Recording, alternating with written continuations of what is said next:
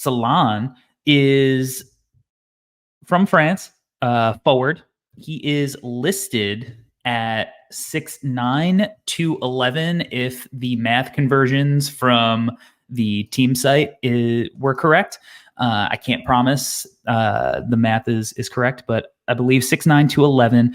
Although, interestingly enough, Gavoni has him listed at 6'11 in a recent Twitter post. So I mean, he does look gigantic out there, and if you put if you watch the game against Richecher, he looked bigger than him. So it would make sense that he might be like 6'11. So he's going to be 18.86 years old on draft night. Currently averaging 22.9 minutes per game, 9.5 points per game, 3.2 rebounds, 0.8 assists to 1.3 turnovers, 1.2 steals, 0.2 blocks, shooting 43.6% from the floor, 37.8% from 3 on 3.9 attempts a game, 76.7% from the free throw line on 1.8 attempts per game. Preseason stock price, ESPN had him at 16. No Ceilings had him at 38. Bleacher Report had him at 31. Yahoo didn't have him ranked. The Athletic had him at 36. Tankathon had him at 23. That was an average price, 31.5. He was 24 on the Draft DAC IPO. Currently, ESPN has him all the way up at 6. No Ceilings had him at 18 in January. Bleacher Report has him at 28. Yahoo had him at 18. The Ringer, on their recent big board that Kevin O'Connor released, had him at 18. The Athletic hasn't done an update, so the most recent update is at 34, and then Tankathon has him at 14, average price of 19.4. He was 15th on the January draft ranking. So, Albert, with a current price of 19.4 and coming in at 15 on the current draft rankings, I ask you, is Salaun's stock price too high, too low, or is it just right? I think for me, Corey, it sounds just about right. And to be honest, if you were to ask me about almost any player and where their draft stock is right now, I'd probably say it's just about right. It's just one of those years, right? Like a lot of these guys are going to end up in different ranges all over the place right now, and where they end up going on draft night may be drastically different. So it's hard to say. I think for me personally, I have him at 22 on my board, and I feel pretty good about that at this point. I don't think I'm crazy low on him. I don't think I'm crazy high. Obviously, we're going to get into the nitty gritty of what his game actually looks like and why we have him where we do on our personal boards. But if you told me right now that, we're taking a consensus of a bunch of different boards and they have him at, on an average score of about 15, that sounds about totally fair to me considering this class. Yeah, me too. I think I have him at like 12 at the moment. And I feel like that part of the board is kind of like, yeah, maybe. Yeah. Maybe not. It's this in this draft, it's a range where like maybe you can grab somebody who has like a higher ceiling, or you can grab somebody who has, a higher floor. It's just like, yeah, sure. Like whoever is in that range, I get it. Salaun, I mean, he is so young, and I mean, we talked about it. He might be 6'11".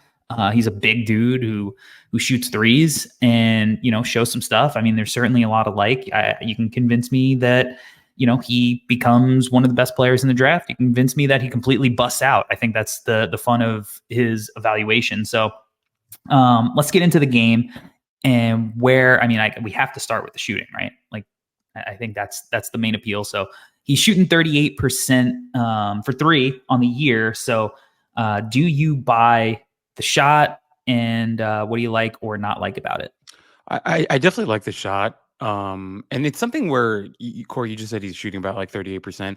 I know that that's actually gone up from where it was before. So definitely deserves some credit. I remember Ignacio writing a piece about him a couple months back, and at the time he was shooting like in the 20s, also like in the 30s overall from the field. So the efficiency is definitely going up. And Corey, like when I look at whether it's his shooting or his game, as a whole, I just feel like it's that feeling where, Corey, we've all cooked pasta in our homes before, And sometimes we all want to be great chefs, and we want to get our pasta to be al dente. We want it to be just right, good Not chew, an all al that. dente guy. Oh, really? Okay. No, A lot of people do, right? But like a lot of people do. along the process, you're like trying out your noodles, trying to make sure that you're getting to good place. Sometimes you'll take a strand of linguine and you'll bite into it 3 minutes early, and you get something hard in the middle, and it's terrible. And that's how I feel about Salaun right now. And I'm not saying that he's terrible. That absolutely not. What I'm trying to say is he's we're building towards something with Salaun. He is not a finished product, Corey. We started off by saying that he is a very young player, and that is absolutely true. And some of that youngness you can see, in my opinion, Corey, you could see it in some of his movement. You can see it in some of his flexibility, where I feel like it's gonna get better, and also just overall his game. And so where I'm at right now is I'm kind of like I'm being very careful with my evaluation with him today, because I'm considering all that in terms of how young he is and how young he is even in his development. But specifically with the shooting, I'm definitely a believer. I actually like the shot a lot. I think it's going to be pretty damn good, and it's going to be maybe his strongest skill set. I don't know. Obviously, once again, a lot still has to happen with him in his development, but I'm a believer in the shot. So that's kind of where I'm at right now. Yeah, and he's shooting it very confidently recently, getting those percentages up. And because I think that was part of like the sell with him early is that he was this big dude who is kind of fluid, who could shoot. And then it's like, all right, but he's not shooting it that well. So, like, if he's not shooting it that well, then really what's the appeal? Because he's not like one of these guys who has super high feel, like we'll talk about the passing, but that section probably isn't going to take very long, right, to talk about. Um, but now he's really starting to, get the shots up at volume, and he's making teams pay. So I mean, I think he's a very good spot up shooter. Yeah. I think you see some of that youth that you talked about in like his footwork at sometimes. Mm-hmm. He's like a little fidgety, but even still, like when he hops into it or steps into it, like it looks good. He's got, I mean, if he's even if he's 6'9", right? Like he's big, he's tall, he's got a high release point. So like it's hard to get like a super good contest, high arcing ball. So I'm with you. I think the shot, especially in spot up situations, and that's mostly what he's going to be doing, early in his career, right? Yeah. Like either spotting up or, maybe be used as a screener, or a guy maybe you can run off like flares, like not like super complex movements, Yeah. but like, a little bit. They run a lot of Spain action with him, popping to get him open. So the shooting is like the only skill where I'm like, this is something that I think is kind of bankable for him. Yeah. And it's an important skill, especially, when you are 6'10", 6'11". So, I think that's the appeal. Like if he's going to shoot 38%, if you told me like he's shooting 38% in the NBA, it's like, all right, no brainer. He's a lotto guy. Yeah. Yeah. He's a lotto guy and a guy who eventually makes a lot of money. Is what it would be. Because who knows if he's even done growing, right, Corey? Which I think is an important thing to talk about. And then he's also, very young. right, he's very young. And also things get interesting for me with Salaun is, and I don't think this is a big part of his game right now. And Corey, you mentioned it already. It probably won't be a big part of his game early on. However, he's fluid. You mentioned it before, but it's something that it actually is a big part of who he is, and he actually has a pretty good handle for a guy his size too, right? So then you start to get frisky, you start to get excited, right? Because you say, okay, 6'10", 6'11", who knows, maybe even gets to 7 foot, a guy with that type of size, with that type of jump shot. Okay, he's a fluid athlete, he's growing into his body, he's not as awkward anymore. He can handle the ball too. Then you start dreaming, okay, what do we have on our hands here, right? What type of offensive player could he become? And so I would never, Corey, venture to get that far ahead and be like, yeah, what are we talking about? Kevin Durant? Never. That's not me, right? But you can see why NBA teams Durant didn't get, play in the 90s. that too. But you can see why NBA front offices could get excited about a guy like Salaun because of the outside shooting that we've talked about already. And then some of these guard skills that he has where you start to go, okay, if he puts all this together, we're going to be having a different type of conversation. All right, so I want to touch on a few points that you mentioned. Can you talk about the fluidity? Because my notes I wrote, he's a stiff but fluid mover who needs to do some yoga. Corey, Obi Toppin. Yeah, a little Obi for sure. Right. Like he just looks like he's got like training wheels on. Yep. And he needs to just like take a fall and realize it's not that bad, and then like so he can fully get up and get into him. You know, he's like a baby giraffe or something at times where it's just like it's a little awkward, but like also he's super fluid oddly, and like he could chase somebody like on defensively around a screen.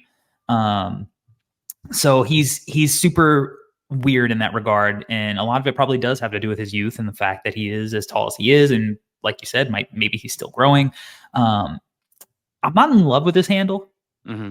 He does, I think he's shown more willingness, and you know maybe it's partly due to role to like be a self-creator than Richeche has. Mm-hmm. And he does have a move that he can go to that's kind of like his go-to move, which is like a couple of dribbles into like that little side step to the right. Yeah. But I think with him, he's at his best when he keeps everything simple. Mm-hmm. When he's not trying to like show off a bag and it's just like 1-2 dribbles into a shot, 1-2 to get into a spot. That's when I think he's really at his best. Like, and right now, like some of the flashes, like attacking a straight line, you know, like I think because he is so big, like it's 1 or 2 dribbles and he's already at the rim. And then like even like he's got a little bit of mid post stuff, like nothing great, still being worked out and workshopped.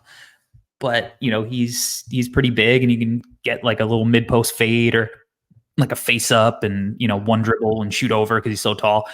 For me, it's like keep it as simple as you can, because like when things start feeling a little dangerous, the more creative he decides he wants to be. Yeah. And it's Corey, the fact that we're juxtaposing these two guys together while having this conversation, I think is also interesting because I kind of feel the same way for both guys. Like, I kind of like the simplified roles for both dudes. Salaun, though, Corey, the point that you made is exactly what I've been feeling. He's and I wrote it in my notes. He just reminds me so much of Obi Toppin, where clearly there's an athleticism to him and a fluidity to him, but also like, you know, like what's wrong with the hips, you know, what's wrong with, you know, the flexibility. Like he's like, doesn't really get low in his stance. You know, there's just something about him that's very stiff to me.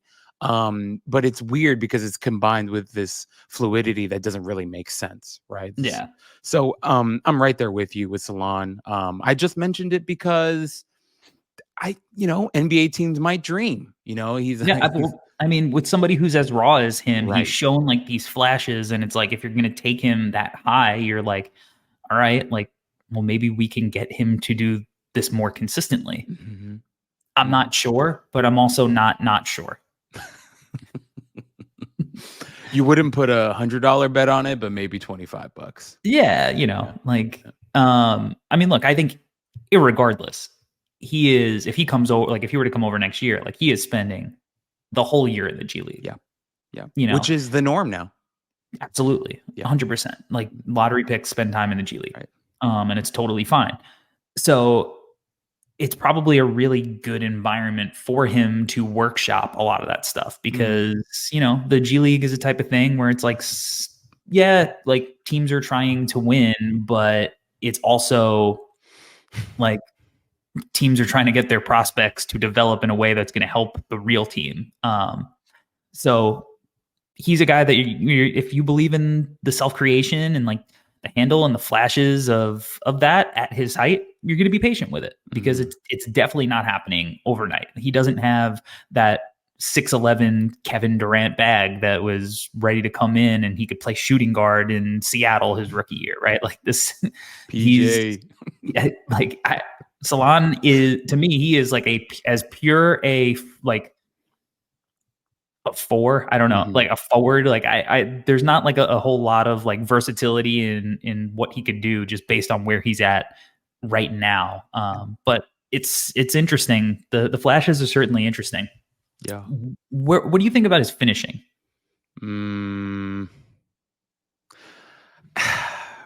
Once again, right? I think it's interesting. Straight line stuff, fine. How'd you feel about his touch, Corey? Because I thought Bad. I felt bad about exactly it. that's my thing. Like it's straight line going in for a dunk, sure, no problem, right? Once he tries like a floater or something in between, not so good, right? And I think Corey, that also speaks to why he was shooting like 30 something percent from the field overall earlier in the season. Like it's not the greatest. And like look at even that drive, Corey, that would Yeah. just plain like there's no plan to that drive. That's just let me run middle and then figure something out midair, which is not always effective in the NBA, just the NBA being the highest level of basketball on the planet. Like you can't just do that, you know? And I think even that one, that's not the prettiest take. And so with him, it's weird. Like there's a fluidity, athleticism to him, but also sometimes it looks like an absolute train wreck. So, which why also Corey for me, like when I moved him like all over my board, kind of up, down, all over the place.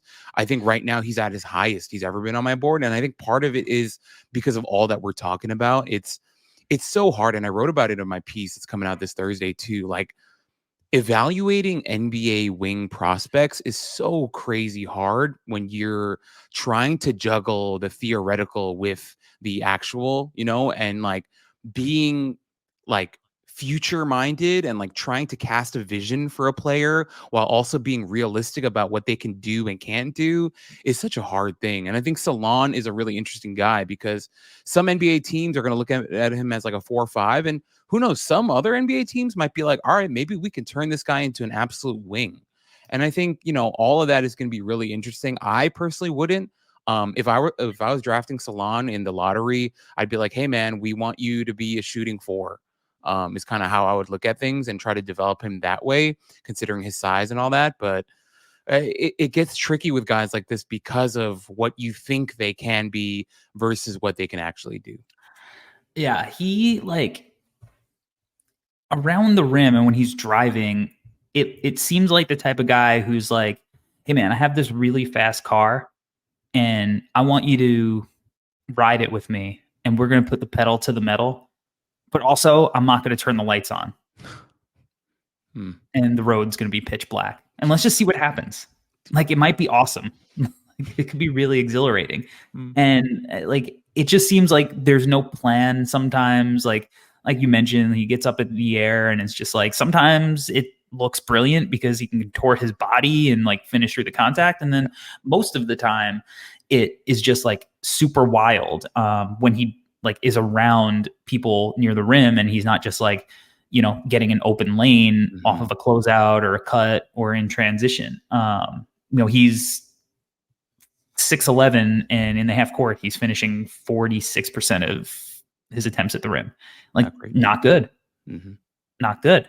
55% overall. So, you know, like this is something that like people killed Brandon Miller for, right? But like there was a whole different level of like fluidity and like ability to get to the rim in like a controlled way that you can buy into. Like to me, if he's not like just dunking it or laying it in off a cut or whatever, like if it's any of the self-created stuff, I'm like terrified of what is going to happen. And that's, I think, the thing that's really, because like the shot, it's great. And maybe he just becomes a guy who all he does is shoot threes. But at 6'11", you know, you want a little bit more than that. Yeah. But yeah, I'm a little terrified. It would be unfortunate if you became French Steve Novak, is what you're trying to say. And I'm right there with you, Corey. Like, I think just because of, you know, the size, length, frame combo and what we think he could be when he's, you know, fully developed and grown into, like, yeah, it would be an absolute nightmare if all he did was shoot threes, or maybe not a nightmare, but like, it's not the best, right? Like, What are we Yeah. talking about? Like a jacked Davis Bertans? It's like that's not what you want, out of your lottery pick. So I'm right there with you. But you, like you said before, Corey, that's what the G League is for. I think Yeah. the type of stuff that we're talking, like that drive is a mess. Like, and I don't know who's gonna watch that and be like, "Ooh, I want more of that." Like Yeah. that's actually really terrible, and he just went in, so people are gonna think things. I don't know, but other than right there where he's going in a straight line to the basket, everything else is pretty terrifying. So I'm right there with you, man. It's a big area of growth for him. It is a big area of growth. And look, he's grown throughout the year, so maybe that Right. continues, right? And all of a sudden things slow down and the finishing looks a little bit better by the end of the year. I hope so. The passing, again, more of the same, like with the finishing, where it's like a lot of stuff that feels like there's no plan. He'll leave his feet and make like a jump pass, but not in like an awesome Tyrese Halliburton kind of way, or awesome like Derrick Rose kind of way, in a terrifying, like, oh my God, where's this pass going to end up kind of way. Negative assist to turnover Right. ratio, you know. But at the same time, he's best as a play finisher instead of a play creator. And when we get to our our player comp portion of this breakdown, I think that we can find those roles. Maybe like there are roles that could be effective for him even if he isn't making plays consistently. So I don't really have much good to say. Like, obviously, there are a Right. few flashes where you're like, oh, that was a cool hit to the weak side wing or whatever. But like, so few and far between that it's like it's not even a flash. Mm-hmm. Mm-hmm. Corey, it's hilarious because I literally wrote that in my notes too. Few and far in between. It's just, Yeah, it's really not there. The negative assist to turnover ratio, it kind of speaks to what it really is and tells kind of the full story. It's a lot of it, as you said, not much of a plan, no real vision either. I mean, once again, nowadays, Corey, hitting the weak side feels less and less valuable because it feels like everyone just knows how to do it, even if you're not a passer. And it's funny, I had a really interesting conversation with a lot of people yesterday, just kind of picking people's brains on what it means to have feel for the game. I asked you, I asked a bunch of other people, and like something that was brought up is like there are people who can pass the ball and people who can pass the ball. And an example that somebody brought up to me was like, there's a reason why Halliburton is always going to be a much better passer than LaMelo Ball, right? Where he believed that LaMelo Ball is more of an assist guy, where Halliburton is someone who can really set things up and see things and make advanced reads, right? And I think with Salaun, I don't even know if we can say that he has like connective tissue. It's like so raw and so rough right now that it's almost like if we were giving him a grade, it's just like a NA right now, and it wouldn't even be like a letter grade. yeah, I agree. But he might not need to. And as Mr. Ray in the comments says, Salaun at 6'10", 6'11" as a play finisher Yeah, is still a valuable piece of if course. the shooting is real. And I agree. And you go back to, like you mentioned, Obi Toppin. Like, I actually think Obi can pass a little bit, but like Yes. that's not what he is known for, right? It's like he's either going to shoot a three or he's going to like dunk an alley oop. And he's on a good team now and like contributing, and he's played on good teams, even if he's playing behind players that are better than him. He's still an NBA player at the end of the day. Mm-hmm. What about the defense now? What were your impressions?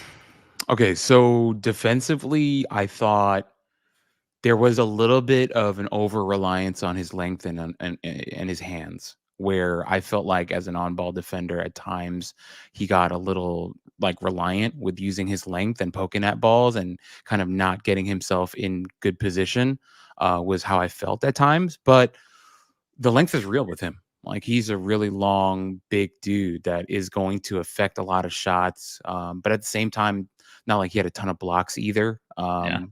So it's going to be interesting to see how that continues to develop. But in terms of like the raw tools with him, obviously it's going to be something where NBA teams are going to want to invest in him as a defender and try to develop him into some sort of defender, whether it's interior or perimeter. But I just feel like even his defense is another incomplete grade for me, just because a lot of it is not so good right now. And even off ball, I thought at times like like a lot of young players, I thought the concentration kind of came in and out, and even like aggression, intensity, and stuff. But as you're playing some clips of him, playing the passing lanes and stuff, that stuff it can be nice, absolutely. But I think there needs a lot.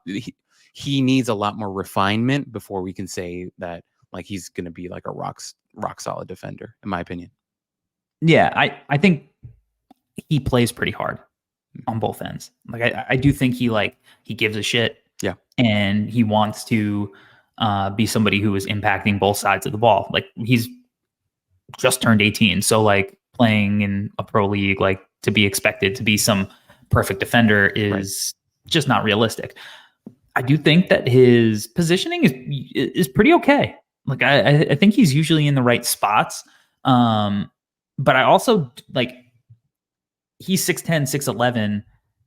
He like part of the reason that he's like a pure four is like he just cannot protect the rim and he doesn't know how to use his athletic tools in a way that he can do it. Now, I think what he's good at is just like getting really tall and using that standing reach. But like for somebody who is like fluid and whatever at 6'10", 6'11", he's not like very athletic. Like I don't think he's like particularly quick, and I don't think he has like particularly good bounce either. So like he doesn't have that ability to like explode, as the low man and just like get vertical and really like force somebody to second think their shot at the rim. He's just kind of like there and he's ground bound and he's like hoping that the fact that he's a big dude who's like kind of long is enough. And like the fact that he's so skinny, like a lot of times it's not. Like even on the ball, big wings will go through his chest. But I think that that's stuff that like he's just going to get better at that because he's going to get stronger and older and like more physical at some point. I wish he was like a little more disruptive either way, and able to use those tools in his size. But again, he's young, so he's got to figure this stuff out. But I think the main thing that gets you on the floor in the NBA is going to be defense. Like you got to be able to defend just as much as you can shoot, because like everybody could shoot at a baseline level, it feels like now in the NBA, at least like open shots. So like you have and 38% from three is like probably below average. Yeah, we're getting there. Like so the higher the bar is to like be like, oh, this guy's a real shooter, the more you have to be able to do the other stuff. So like it's going to be a while before he's able to, participate on an NBA floor, just because defensively, I think he has a lot to learn. But again, he tries hard, and if he's willing to work at it, and again, I think his positioning is usually pretty good. There's certainly potential there. And if he becomes a guy who can even defend at an average level at his height as a play finisher, yeah, worth it. Yeah. Corey, I think everything that we're saying is, I think an NBA team taking him in the lottery, first round, whatever, they're going to kind of look at him as like a Bruno Cabocla type of thing, 2 years away from being 2 years away. And that's okay, right? Because once again, he's that young. And there is a foundation there with his body and his shooting ability and some of the fluidity stuff and ball handling stuff where you are willing to give this type of guy that type of leeway, right? Where you're going to be like, hey, take your 2-3 years to develop. We're willing to give you that because we want to see you develop, whether that's in the G League or even with the, with the NBA team in limited minutes and maybe your second, third year. So I think with him, there's so much to him that's intriguing that a team is going to buy in and a team is going to give him that runway to develop. So it'll be interesting to watch. But yeah, I think you and I are on the same page in terms of, I think both ends of the floor. Like there's still a lot of work to be done for him to be ready to really contribute to an NBA team. So if you were buying stock in Salaun, who may you have bought stock in previously?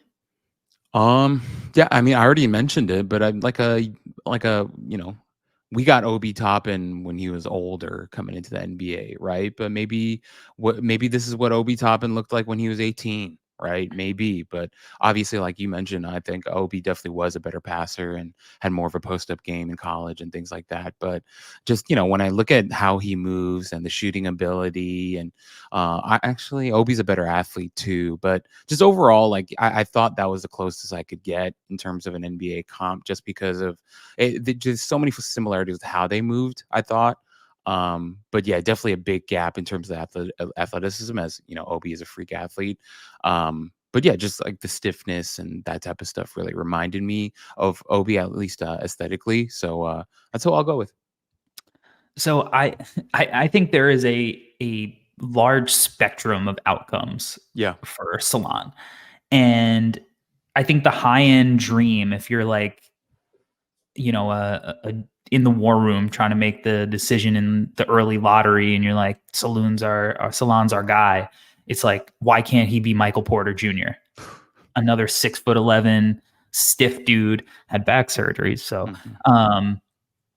who's just absolutely massive and can like knock down tough shots, and like he can create shots for himself, but he's not really relied on to do it too often. And like if you pair him with like an elite playmaker who's going to find him in all of his spots, like why can't he contribute in a similar fashion? Right. Now Michael Porter Jr. is an elite shooter, so Elite. the shot has to work, because Michael Porter Jr., who shoots 33%, is not going to be on a court very long. And that's where like Salon can also be Kevin Knox. So it's a scary proposition, because as much potential as you might have, like there are also the floor outcomes that are probably much more likely than whatever, glass half full outcome we see, because of how talented the league is. So those were kind of the two guys who were like these big multi tool dudes who have some skill. One was in a great situation, the other liked Fortnite a lot. But playing better, playing better. He's still getting contracts, right? He's still getting shots in the league because he is a big wing who has some skill. And it's not going to surprise me if he's still in the league 5 years from now, right? Like on playing like on some playoff team and contributing in a real way. So Salon's the type of guy that like it's probably not going to happen on his first team. Mm. And maybe that weighs into the decision of like how high you actually draft him. I actually think it's crazy that you brought up Kevin Knox, Corey, just because I actually wrote a little bit about Kevin Knox in my piece coming up on Keyshawn George. Just because with Knox, it was such a thing with him, right? Where he was 6'8", crazy long, pretty good athlete. People thought he was going to be able to shoot it. But if you go back and watch him, like he had like almost no feel. He was just kind of a guy, and he was like so plotting on the defensive side, really couldn't move his feet at all. And there's so many theoreticals with a guy like Kevin Knox, right? Like if he can be a more consistent shooter, if he can tighten up the handle, if he can learn to, play within a system, play within the flow of an offense, blah, blah, blah. There's so many ifs, right? With Kevin Knox. And it's interesting that you bring him up here, because with Salaun, we kind of spent the last, what was it, like 20-30 minutes talking about a lot of ifs with him as well. And so I think it's a really intriguing name. And as you mentioned, Kevin Knox is somehow still in the league, and he may continue to be in the league just because of all the things that we talked about. But like a Kevin Knox, there are a lot of ifs and question marks. All right. So it's the return. I need you to sell me this pen on Tidjane Salaun. God. So if you're interested in Kevin Knox, just kidding. Okay, so with Salaun, the sell with him is not that difficult, especially in a year like 2024 with the draft class that we have. You have a 6'10", 6'11" guy who can really shoot the ball, and he's improved as a shooter already just within this season. A guy that you're going to buy into his outside shot. You're going to buy into the fluidity and some of the awkwardness with his movement going away as he continues to grow into his body. You're going to believe in the ball handling getting better, and him potentially being a pretty dynamic, pretty interesting offensive four on your team, a guy that you can develop that could play next to a 1A, 1B, 2-star, and really contribute in a big way with his shooting and his versatility on that side of the ball. And then on the defensive side, you're betting on the length, you're betting on the frame, you're betting on his competitive spirit and his competitive level and him becoming a solid defender one day. But, he's a guy that you're really going to have to invest in. A lot of coaching, a lot of refinement has to come. But if it happens, he could become a really effective two-way four for you one day.